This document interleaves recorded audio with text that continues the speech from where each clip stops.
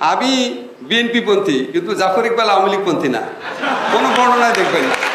আমাদেরকে এই জিনিসগুলো ইনশিওর করতে হবে বাংলাদেশে যেন বিচার বিভাগ স্বাধীন থাকে, বাংলাদেশে যেন বিরোধী দল সংসদে রোল রাখতে পারে, প্রধানমন্ত্রী যেন ফ্যাসিস্ট হয়ে না যেতে পারে, ইতিহাস চর্চায় যেন মালিকানা কারো না আসে, এক ব্যক্তিকে যেন নবী আউলিয়া না বানিয়ে ফেলা হয়।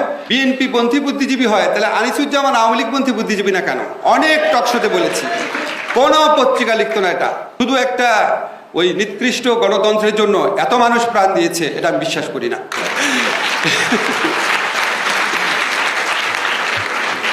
এখন আমি একটা কথা বলি, আমাদের যে টপিকটা, আমরা একটু দূরে সরে যাই। শাহেদ বলেছে আমরা মানুষ, আমরা আওয়ামী লীগ না। আচ্ছা, আমাদের যে বিষয়টা ছিল গণতন্ত্রের অভিযাত্রা, তো তখন আমার মনে হয় কি আমাদের না আসলে ডিসাইড করতে হবে কোন গণতন্ত্র। আমার কাছে আমি খুব বড়